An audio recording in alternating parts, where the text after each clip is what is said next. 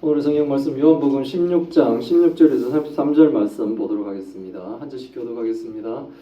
조금 있으면 너희가 나를 보지 못하겠고 또 조금 있으면 나를 보리라 하시니 제자 중에서 서로 말하되 우리에게 말씀하신 바 조금 있으면 나를 보지 못하겠고 또 조금 있으면 나를 보리라 하시며 또 내가 아버지께로 감이라 하신 것이 무슨 말씀이냐 하고 또 말하되 조금 있으면이라 하신 말씀이 무슨 말씀이냐 무엇을 말씀하시는지 알지 못하노라 하거늘 예수께서 그 묻고자 함을 아시고 이르시되 내 말이 조금 있으면 나를 보지 못하겠고 또 조금 있으면 나를 보리라 함으로 서로 문의하느냐.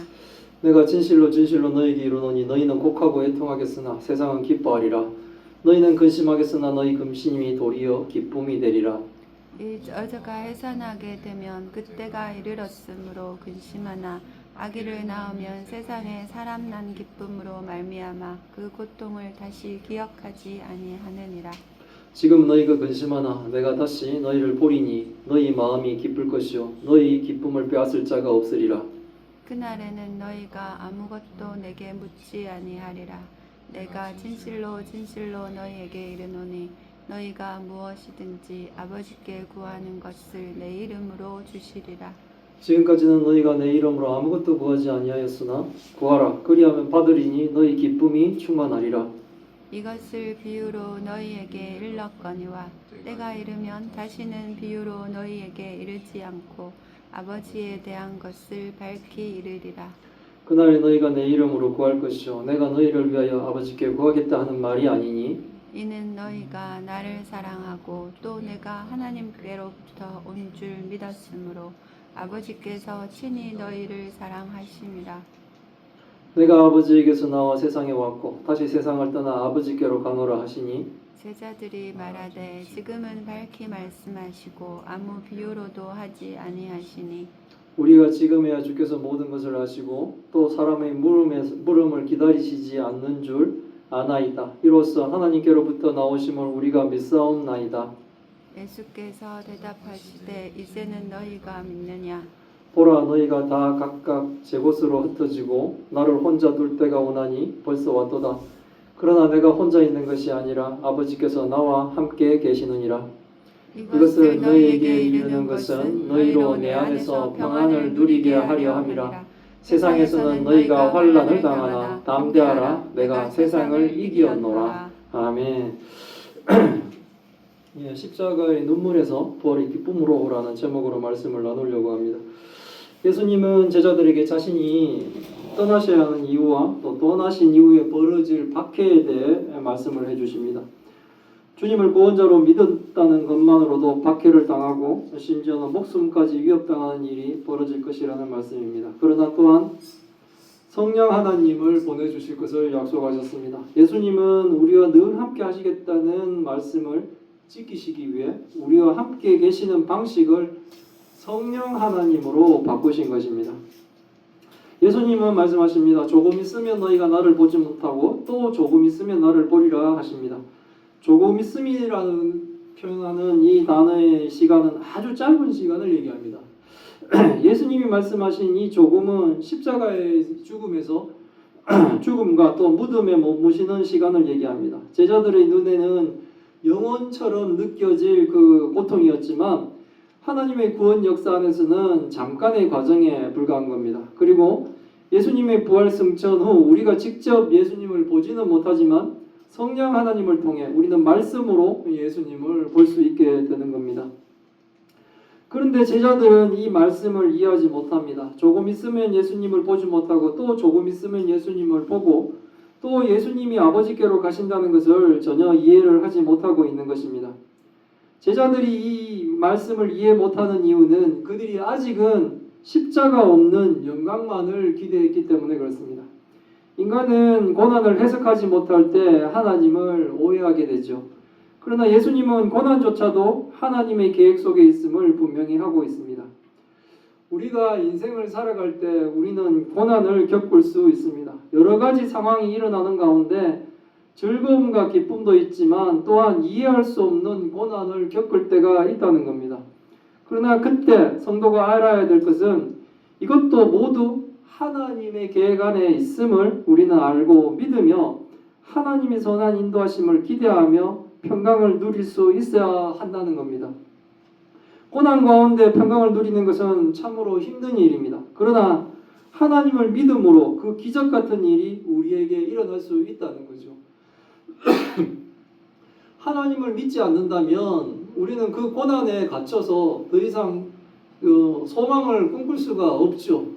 자신의 능력으로 그 고난을 해치려고 하지만 그 능력이란 우리의 능력은 비천하기 때문에 우리의 그 알천한 능력으로는 우리가 당면한 그 문제들을 해결할 수가 없는 겁니다. 하지만 성도들은 이 모든 역사가 모든 우리의 삶이 하나님의 구원 계획 가운데 있다 한다면 그 고난조차도 하나님의 시간표 안에 있는 여정일 뿐이라는 거죠. 그렇다면 성도를 사랑하시는 하나님이 그 고난 가운데서 반드시 뭡니까? 하나님의 뜻을 알게 하시고 우리를 그 고난 가운데서도 우리가 뭡니까? 하나님의 선한 곳으로 인도될 것이라는 거예요. 그 믿음이 우리를 그 요동치는 고난 가운데서도 평강으로 인도할 수가 있는 겁니다. 이것은 기적 같은 일이죠. 환난과 고난을 겪을 때 마음이 불안하고 두렵지 않습니까? 그런데 하나님을 믿음으로 그 두려운 요동치는 가운데 폭풍 같은 그 두려움 가운데 우리는 뭡니까? 평강을 누린다는 것. 그 기적이 하나님을 믿기 때문에 우리에게 일어날 수가 있다는 겁니다.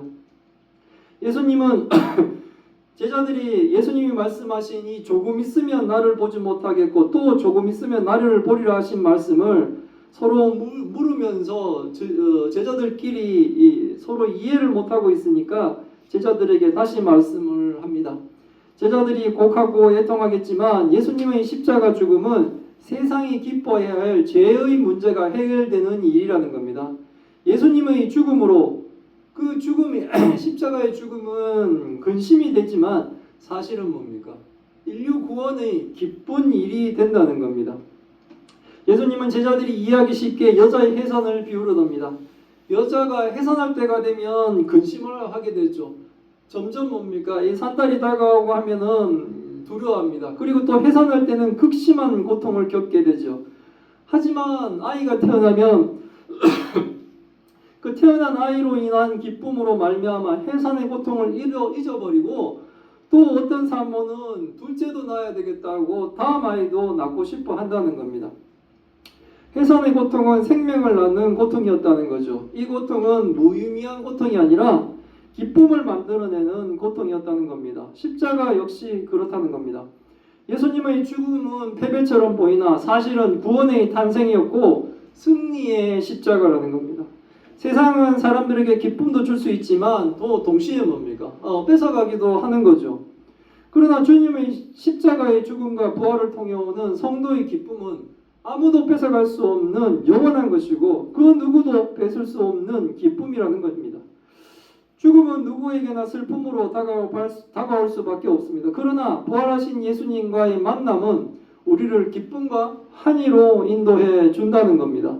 예수님의 십자가 죽으심과 부활 그리고 승천을 통해 우리의 믿음이 성령 안에서의 성화되는 삶으로 승화될 때 그때 우리가 누리는 우리 안의 기쁨을 결코 빼앗을 자가 없다는 겁니다.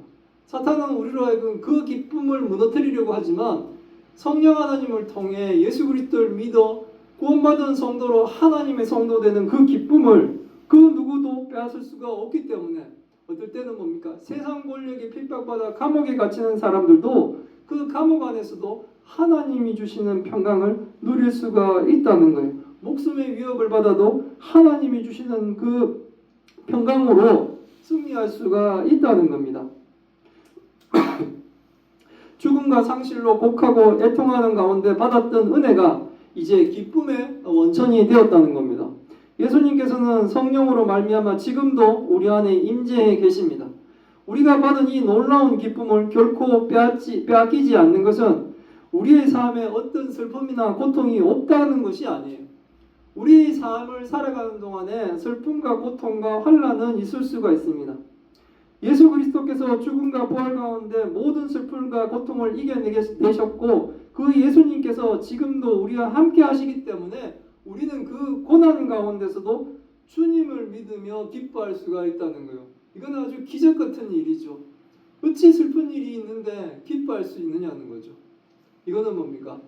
불신자들은 절대 알 수 없는, 정말 알 수 없는 그 기적이 성도들에게는 있을 수 있는 겁니다. 성도는 그래서 뭡니까? 하나님을 통해 평강을 누리는 거예요. 세상에 있는 것으로는 평강을 누리지 못합니다.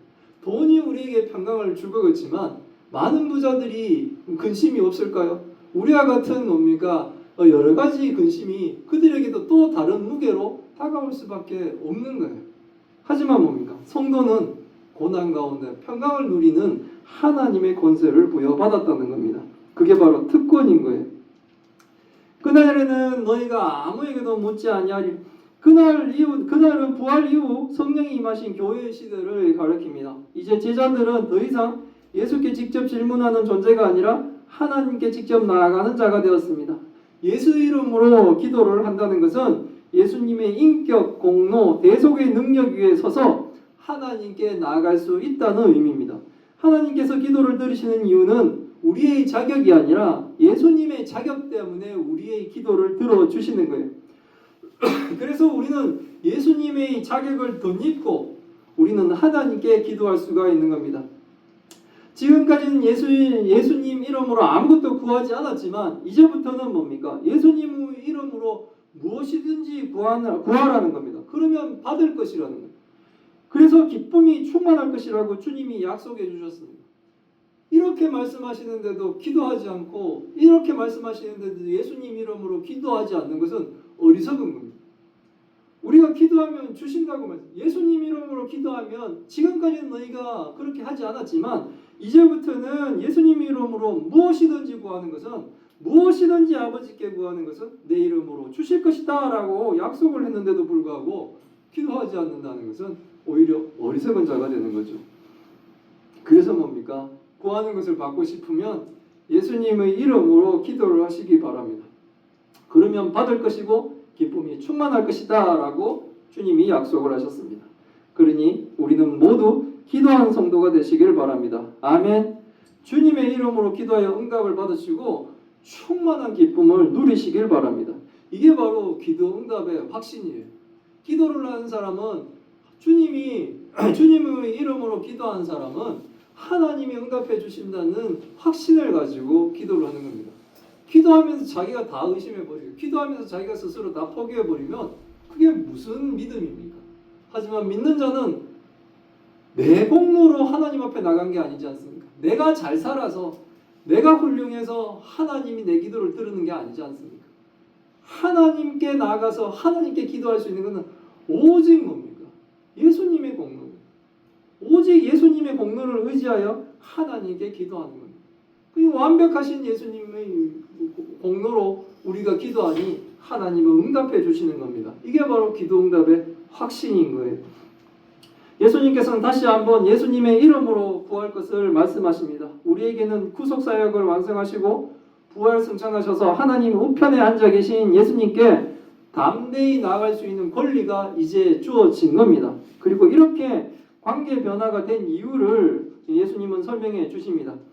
예수님은 자신에 대한 제자들의 믿음 때문에 하나님께서 제자들을 친히 사랑하신다고 말씀하시는 거예요. 하나님이 우리를 사랑하시는 이유는 우리가 예수 그리스도를 사랑하시기 때문에 우리가 예수 그리스도를 믿기 때문에 하나님이 우리를 사랑하시는 거예요. 하나님께서 그만큼 자기 아들을 사랑하시고 귀하게 여기심을 의미하는 겁니다. 하나님의 사랑은 이론적이거나 추상적인 것이 아니에요. 예수님과의 관계 가운데 초대되어 믿음으로 이루어져 가는 겁니다. 그래서 그리스도인들의 삶은 사랑의 삶이고 또한 믿음의 삶이 되는 거예요. 우리는 기도하고 하나님의 사랑을 얻는 것이 아니라 이미 받은 자로서 기도하는 것임을 분명히 아셔야 돼요. 내가 기도를 열심히 하면 하나님이 나를 사랑해 주시겠지가 아니라 이미 하나님의 사랑을 받은 자로서 우리가 기도를 하는 거예요. 그러니까 완전히 다르죠. 이방신은 뭡니까?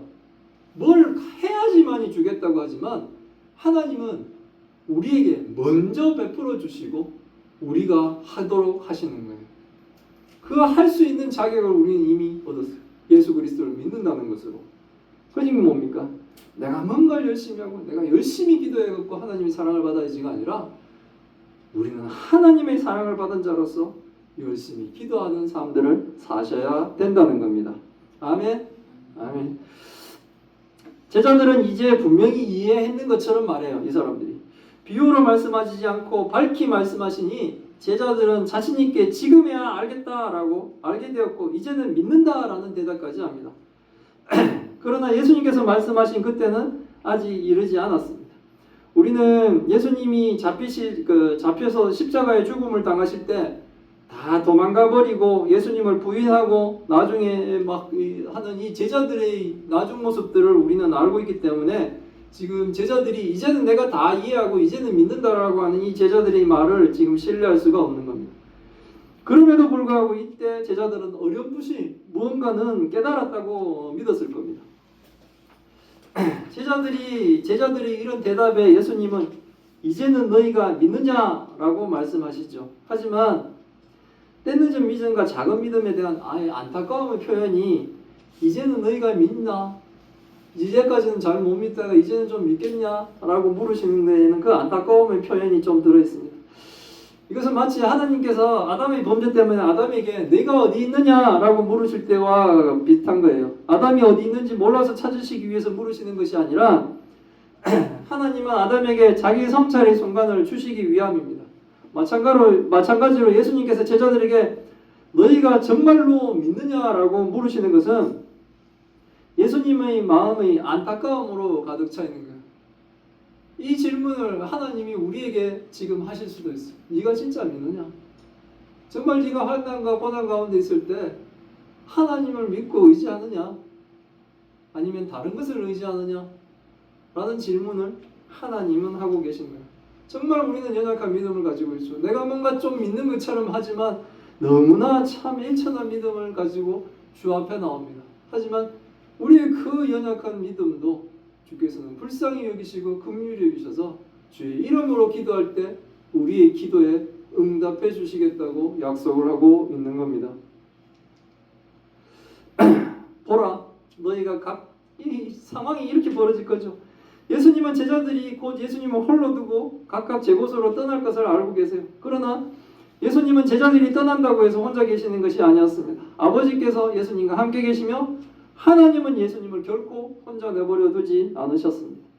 예수님께서 이 말씀을 하신 것은 제자들을 슬프게 하기 위한 것이 아니라 그들이 그 안에서 마음의 평안을 얻게 하기 위해서 말씀하시는 거예요. 세상에서 환난을 당할지라도 좌절하지 않고 용기를 얻도록 말씀하고 계시는 겁니다. 너희로 내 안에서 평안을 누리게 하려 함이라. 이것을 너희에게 이르는 말은 너희에게 이르는 것입니다. 하나님 지금 주님이 제자들에게 십자가의 죽음을 막 앞두시고 제자들에게 이렇게 말씀하시는 이유는 닥쳐올 그 환난 가운데서도 너희로 내 안에서 주님 안에서 평안을 누리게 하기 위함이라고 말씀하십니다. 이 말씀이 목적이에요. 예수님께서는 제자들에게 담대하라고 그래서 세상을 넘어서라고 말씀하십니다. 이런 용기의 원천은 예수님의 완성된 사역에서나 얻을 수 있는 겁니다. 우리는 예수님을 믿음으로 인한 용기를 통해서만 담대해질 수가 있는 거예요. 우리가 가지고 있는 어떠한 것도 우리를 담대하게 사실 만들 수가 없죠. 우리가 담대하다고 생각하는 건 그건 자만일 수가 있습니다. 우리 안에 있는 것으로는 어떤 것도 세상 세력과 맞서서 이길 수가 없습니다. 그러나 뭡니까? 예수 그리스도를 믿고 그 모든 사역을 완성하신 예수 그리스도를 인해 우리는 뭡니까? 담대함을 얻을 수가 있는 겁니다. 우리는 세상에서 어떤 환난을 당하더라도 낙심하지 말고 예수님을 믿음으로 담대히 살아가야 할 겁니다. 기독교는 고난이 없는 종교가 아닙니다. 예수님 믿는다고 하나님 믿는다고 만사형통으로 일이 술술술 막 풀려가는 그런 허황된 종교가 아닙니다. 그러나 고난 속에서도 평안이 있는 신앙을 기독교는 주장하고 있는 거예요. 이기었노라는 완성형이에요. 내가 세상을 이겼노라고 예수님이 말씀하실 때 이기었노라는 완성형. 아직 십자가 죽음 전이지만 예수님이 이미 승리를 확정된 사건으로 선포하고 계시는 겁니다. 십자가는 그래서 패배가 아니라 승리이며 부활은 그 승리의 선언인 겁니다. 지금 우리는 잠시 고난 속에 있을 수 있습니다. 그러나 하나님은 그 잠시를 지나 영원한 기쁨으로 우리를 인도해 주십니다. 십자가는 눈물이지만 부활은 웃음입니다. 환난은 현실이지만 승리는 이미 이루어져 있는 상황입니다. 오늘 우리는 근심 속에 살아가지만 예수님은 기쁨으로 가는 길을 이미 열어두셨습니다. 울음은 잠시일 뿐이지만 기쁨은 영원합니다. 십자가는 끝이 아니라 부활의 문입니다. 세상을 이기신 영광의 주님에 대한 믿음이 오늘 우리에게 필요한 겁니다. 그 무엇보다 우리에게 필요한 것은 주님에 대한 믿음입니다. 그 믿음으로 예수님 안에서 평강을 누리시며 담대히 세상을 이기고 하나님의 자녀로서 수준 높은 성화의 구원을 이루어가는 참교회와 참성도들이 다 되시기를 기원합니다. 아멘. 예, 기도하겠습니다. 하나님 감사합니다. 오늘 말씀을 통해 하나님 뜻을 알게 하시니 감사드립니다. 하나님 아버지, 죄로 인해 죽을 수밖에 없던 저희를 불러주시고 주님의 자녀 삼아 주셔서 감사드립니다. 이 세상을 살아가며 곡하고 애통한 순간도 있겠지만 주님으로 인해 그 근심이 변하여 기쁨이 되게 하여 주옵소서. 우리의 삶에 근심과 두려운 일이 있을 때 주님의 말씀을 붙들게 하옵소서. 지금은 눈물이지만 하나님 안에서 이것이 기쁨이 될 것을 믿게 하시고 세상에는 환난이 있어도 예수님 안에서 참된 평안을 누리게 하여 주옵소서. 기쁨으로 우리를 충만하게 하여 주옵소서. 우리에게 예수님의 이름으로 기도할 수 있는 자격을 주심에 감사드립니다. 그 은혜에 힘입어 감히 주님의 이름으로 담대히 기도할 수 있는 저희가 다 되게 주님 도와주옵시고 예수님을 믿음으로 용기를 얻어 혼란의 세상 가운데 담대히 승리하며 살아가기를 소망하오니 주님 뜻대로 우리를 인도하여 주옵소서. 그 믿음으로 진정한 그리스도인다운 성화의 삶, 성화의 삶, 그리고 하나님이 원하시는 수준의 구원을 이루어갈 수 있도록 하나님 역사하여 주옵소서. 예수님의 이름으로 기도할 수 있는 특권에 감사하며 오늘도 담대히 살아가게 하여 주옵소서. 하나님도 큰 병으로 고통받고 있는 주의 딸을 기억하여 주옵소서. 또 힘들고 어려운 시간 보내고 있는 성도들 하나님 돌아가 주옵소서. 하나님의 손길로 하나님 지켜주옵시고 하나님의 역사 가운데 우리가 있음을 알게 하시고 믿게 하시고 우리에게 영원한 주님의 평강을 허락하여 주옵소서. 이 모든 말씀 우리 주 예수 그리스도 이름으로 기도드리옵나이다. 아멘.